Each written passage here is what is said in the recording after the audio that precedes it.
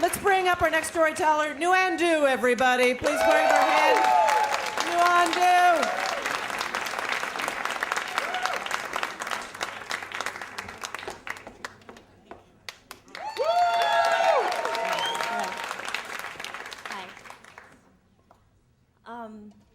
I've always been the good Asian daughter and did what my mom told me to. And my mother was a small Vietnamese woman, not so subtle. She would say to me, "You have to work hard, get a good job, make money. You have to take care of me." So I did. I got straight A's, and I went to Wharton, and I got a job at an investment bank. But I soon felt very unfulfilled and started experimenting with drugs. I started out with Molly. Actually, just kidding. It was ecstasy when I did it. But then it progressed. It progressed into crystal meth, and I was smoking crystal meth in the office and going back into my desk and doing Excel really well. And then it migrated to cocaine, and it got really bad, and it got to the point where I wanted to ask my drug dealer to have dinner with me. And I was 90 pounds, and my brother was worried and came up to me. He's like, "You're so skinny. What's going on? Are you okay?" And I was like, 90 pounds. I live in New York. Yeah, it's kind of common. And then, but I realized like people were starting to notice, and I was worried about what people were thinking of me. So I was like, I need to do something. But I didn't want to check myself into an outpatient or inpatient, because that would mean someone would know that I was doing this. So, like a good analyst, I did some research, and I found this thing, this medicine called IBOGA. It's IBOGA, and it's this African root that, according to YouTube, helps addicts with their addictions. And but it was a Schedule I substance, so it was illegal. So basically, it's a drug that you take to help you get off of drugs. So I Googled IBOGA and treatment, and I came up with this place in Mexico where a shaman would administer this stuff for you. And I was like, that's great, I'm going. So I packed my bags and went down there for a week. And I met with the shaman. His name is Muginda, and he was very normal. He had a Jay-Z t-shirt and like a do-rag, and he was like 40, he was really cool. And he looks at me and he says, "You're possessed, and you need to have a ceremony, which I will do for you and give you medicine." $1,200 later, he told me to get a chicken from the farmer.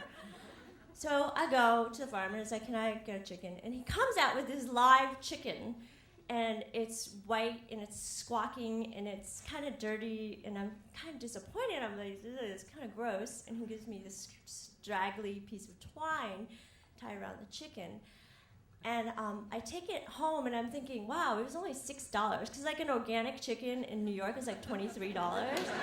And so, but anyway, so I hang out with the chicken, and the next day at sundown, I go to Muginda's room, which turns out to be a hut near the ocean.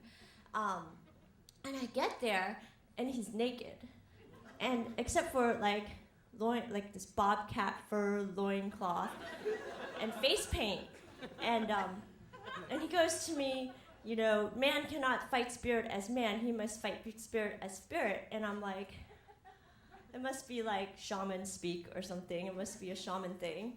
And so he gives me these 2 pills, and he says, "Take them and go lie down inside."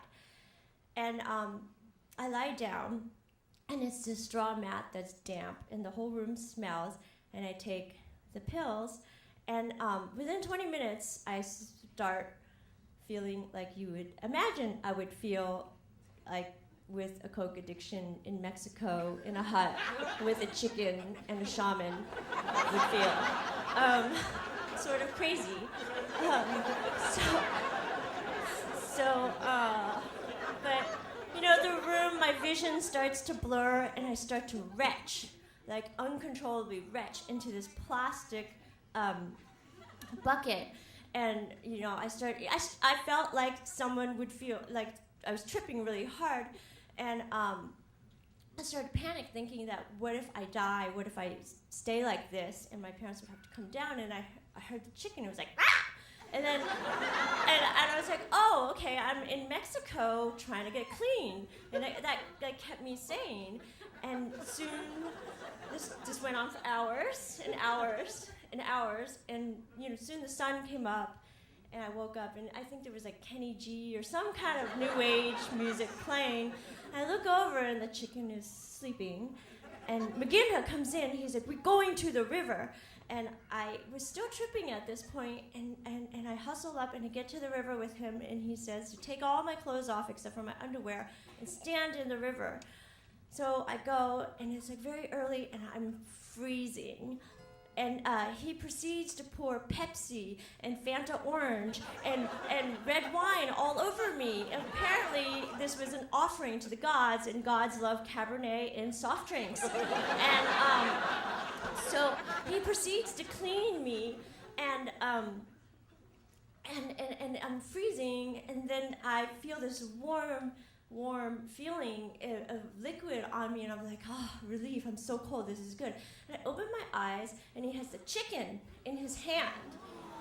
And there's blood on his hand, and I look, and there's blood all over me, and I realized that he was swapping the evil demons that were in me, that were making me do drugs, to the chicken, and killing off the chicken.